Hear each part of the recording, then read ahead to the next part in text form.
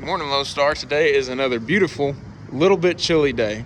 A little bit cloudy, but hey, it's better than sweating, right? So today I want to talk to y'all about creating space. You know, it's funny, I have a lot of conversations with people that they feel like God is some distant, all-powerful being. They believe in him. They believe that there is a God. They believe that Jesus is the Messiah, and they believe all of this other theology. But they don't really feel like they have a personal, intimate relationship with God. They don't feel like whenever they read their Bible that God is speaking directly to them. They don't feel like whenever they pray that their prayers get past the ceiling because they don't see the direct effect of it in their own lives. I think that that's a space that a lot of us live in, and definitely, if not all of the time, then at least some of the time, we have questions and wonder why we don't feel God in our lives.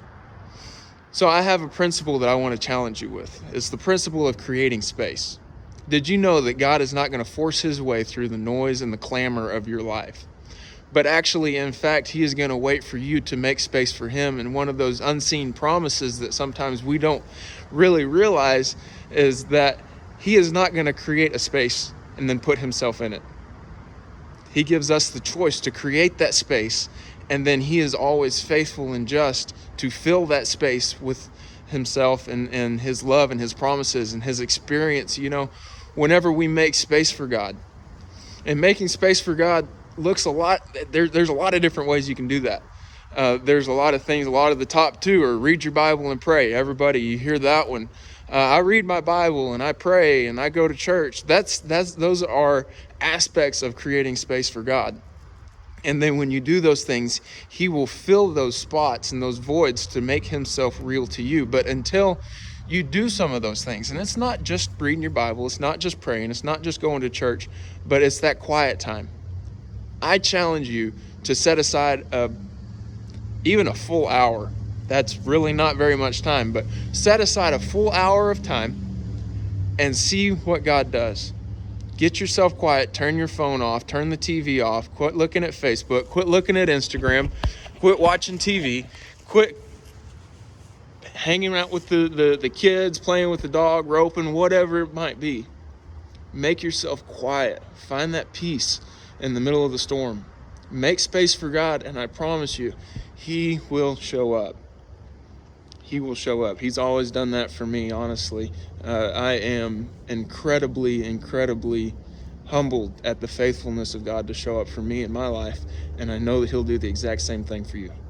I love you guys. Y'all be blessed. Y'all make space for God, and you'll find that real, true, intimate experience with him. See you guys.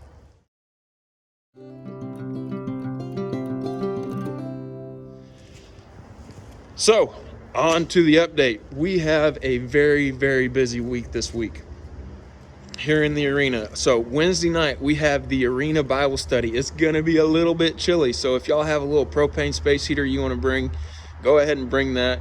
But it's going to be right out here in the arena. It's going to be a little chilly. Bring you a blanket, whatever you need to do. Bring your dog. Let him crawl up in your lap and snuggle with you to keep you warm.